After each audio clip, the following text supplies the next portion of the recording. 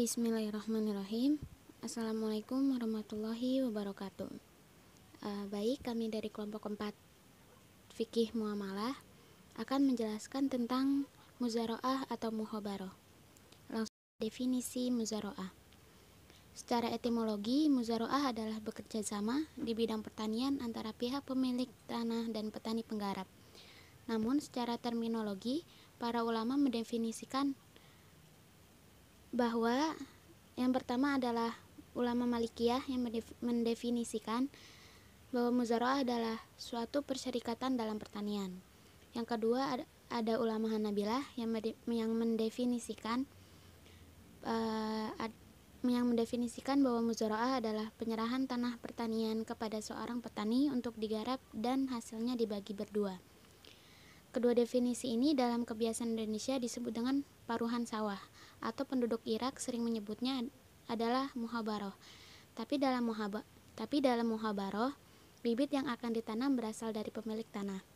Yang ketiga ada Imam Syafi'i yang mendefinisikan bahwa muzaroah adalah pengelolaan tanah oleh petani dengan imbalan hasil pertanian, sedangkan bibit pertanian disediakan penggarap tanah. Dari beberapa definisi di atas bisa digarisbawahi bahwa muzaroah adalah suatu kerjasama antara pemilik tanah dan penggarap tanah dengan perjanjian bagi hasil yang jumlahnya menurut kesepakatan bersama. Sedangkan benih atau bibit tanaman berasal dari pemilik tanah. Bila dalam kerjasama ini bibit disediakan oleh pekerja, maka secara khusus kerjasama ini disebut al-muhabaroh. Hukum kedua akad ini, para ulama bersepakatan bahwa hukumnya adalah mubah atau boleh. Dasar kebolehannya, di samping dapat dipahami dengan keumuman firman Allah Subhanahu wa Ta'ala yang menyuruh saling menolong, juga secara khusus hadis Nabi dari Ibnu Abbas menurut riwayat Al-Bukhari yang mengatakan bahwasannya Rasulullah SAW memperkerjakan penduduk dalam pertanian dengan imbalan bagian dari apa yang dihasilkannya dalam bentuk tanaman atau buah-buahan. Rukun dan syarat muzaroah. Sebelum kita mengetahui syarat muzaroah, sebelumnya kita harus mengetahui rukun-rukun dalam muzaroah. Apa saja rukun-rukun dalam muzaroah? Menurut jumhur ulama, rukun-rukun muzaroah ada 4. Yang pertama adalah pemilik tanah, kedua petani penggarap, ketiga objek al-muzaroah, yaitu antara manfaat tanah dan hasil kerja petani, yang keempat adalah ijab dan qabul. Adapun syarat-syarat muzaroah menurut jumhur ulama sebagai berikut. Syarat-syarat yang menyangkut orang yang berakad. Orang yang berakad, keduanya harus sudah balik dan berakal. Yang kedua ada syarat yang menyangkut benih. Benih yang akan ditanam haruslah jelas.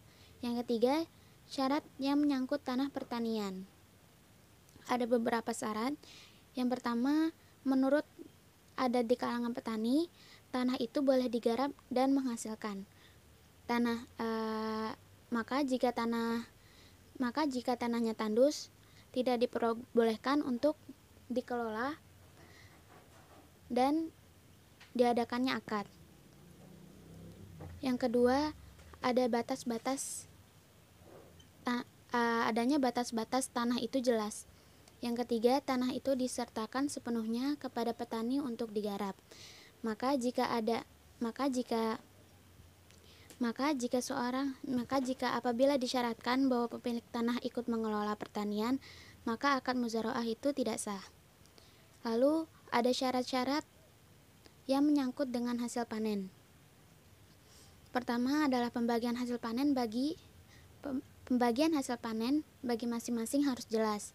Lalu hasil itu benar-benar milik bersama orang yang berakad, tanpa boleh ada pengkhususan antara keduanya.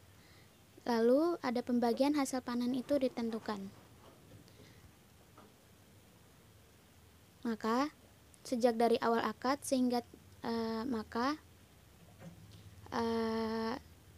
sehingga tidak timbul perselisihan di kemudian hari, dan penentuannya tidak boleh berdasarkan jumlah tertentu secara mutlak, seperti 1 kuintal untuk pekerja atau suatu karung, karena kemungkinan seluruh hasil panen jauh di bawah itu atau dapat jauh melampaui jumlah itu. Yang maksud ditentukan di sini haruslah semacam seperti setengah atau sepertiga atau seperempat yang akan dibagi menurut kesepakatan bersama. Lalu ada syarat-syarat yang menyangkut jangka waktu. Jangka waktu juga harus dijelaskan dalam akad secara sejak semula.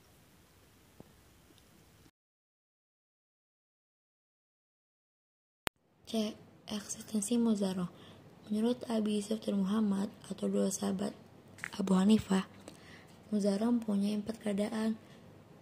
Yang 3-nya sahih, yang 1-nya batal. Yang pertama, diperbolehkan muzharoh jika tanah dan benih berasal dari pemilik, sedangkan pekerjaan dan alat penggarap berasal dari penggarap. Jadi si pemilik tanah atau benih kan bibit ya, nyewa alatnya ke si penggarap kayak gitu. Yang kedua, diperbolehkan muzharoh jika tanah dari seseorang, sedangkan benih, alat penggarap, dan pekerjaan dari penggarap. Si penggarap tanah tuh nyewa tanah ke yang punya tanah, terus untungnya itu bagi hasil karena udah kesepakatan dari awal kan. Jadi tuh pas lagi panen bagi hasilnya itu pas lagi panen, kayak jagung, padi, kacang kayak gitu kan. Nah, yang ketiga, diperbolehkan muzharoh jika tanah, benih, dan alat penggarap berasal dari pemilik, sedangkan pekerjaan berasal dari penggarap. Yang ketiga tuh hampir sama gitu kayak nomor 2. Nah, yang keempat, muzharoh tidak boleh jika tanah dan hewan berasal dari pemilik tanah, sedangkan benih dan pekerjaan dari penggarap. Nah, yang keempat tuh termasuknya akad fasid ya. Nah, kan hewan kan termasuknya kan peralatan, karena tuh si hewan tuh berfungsi untuk bekerja dan mengolah tanah kayak gitu. Nah, kan kalau tanah kan fungsinya kan sebagai lahan untuk bercocok tanam, kayak tanam tadi bibit jagung, kacang, padi kayak gitu. Paham kan ya? D. Hukum muzharoh. Muzharoh merupakan salah satu bentuk kerjasama antara pekerja atau buruh dan pemilik tanah. Udah banyak tuh kasusnya. Jadi tuh si pihak buruh tuh dia tuh udah ahli gitu mengelola tanah, tapi dia nggak punya tanah. Sedangkan yang punya tanah dia nggak punya keahlian dalam mengelola tanah. Makanya Islam tuh mensyariatkan muzharoh sebagai upaya mempertemukan kepentingan kedua belah pihak. Dasar hukum yang digunakan para ulama dalam menetapkan hukum mukhabaroh dan muzharoh adalah sebuah hadis yang diriwayatkan oleh Bukhari dan Muslim dari Ibnu Abbas radhiyallahu anhu. Sesungguhnya Nabi SAW tidak mengharamkan bermuzharoh, bahkan beliau menyuruhnya supaya yang sebagian menyayangi sebagian yang lain. Jadi kita tuh harus menyayangi lain juga. Bagi kalau kita punya tanah, ayo gabung, garap, kayak bekerja sama lah bahasanya. Dengan katanya, barang siapa yang memiliki tanah, maka hendaklah ditanaminya atau diberikan faedah kepada saudaranya. Jika ia tidak mampu, maka boleh ditahan saja tanah itu. Gitu. Untuk akhir muzharoah. Akhir dari akad muzharoah, ada 3 keadaan yang dapat membuat akad muzharoah ini berakhir. Yaitu yang pertama, berakhirnya waktu akad. Apabila masa akad telah selesai dan tanaman sudah membuahkan hasil, kemudian hasil tersebut juga sudah dibagikan kepada masing-masing pihak, maka akad dalam muzharoah ini sudah berakhir. Yang kedua, meninggalnya salah satu pihak. Menurut Hanafiyah dan Hanabilah, jika wafat adalah pemilik lahan dan tanaman belum dipanen, maka lahan tersebut diberikan kepada penggarap untuk dikelola hingga waktu panen, dan hasil panen tersebut dibagi antara penggarap dan ahli waris pemilik lahan. Dan jika yang wafat adalah penggarap sebelum ada hasil panen, maka adanya hak ahli warisnya untuk melanjutkan pekerja si penggarap sesuai dengan syarat yang telah disepakati dengan pemilik lahan. Namun, menurut Syafi'iyah dan Malikiyah, akad muzaraah tidak berakhir walaupun ada salah satu pihak yang meninggal. Yang ketiga, adanya unsur yang mengakhiri akad, maka akad akan berakhir. F. Perbedaan muzarah dan mukhabarah. Muzarah itu kerjasama antara pemilik lahan dengan penggarap dan benihnya atau bibit dari penggarap, yang biasanya itu dilakukan pada tanaman yang relatif murah kayak padi, jagung, kacang gitu.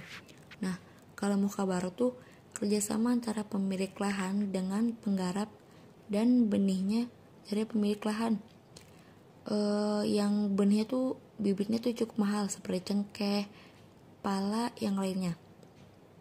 Jadi itu yang membedakan tuh adalah tuh bibit yang didapatkan, benih bibit yang didapatkan. Nah, hukum keduanya adalah boleh, karena selain berdasarkan praktek Nabi dan sahabat, juga karena akad ini saling menguntungkan pemilik lahan dan penggarap. Muzarah dan mukhabarah juga sama-sama merupakan akad atau perjanjian.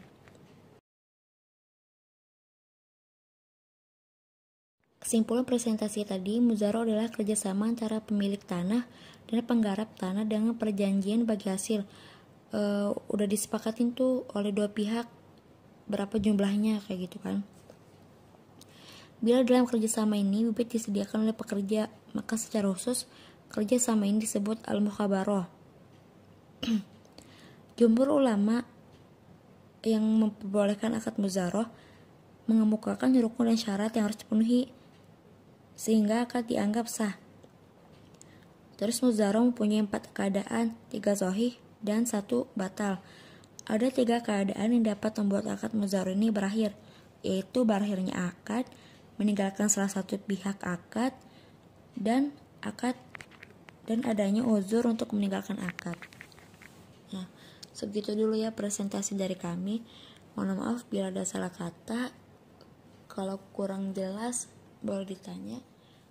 Wassalamualaikum warahmatullahi wabarakatuh.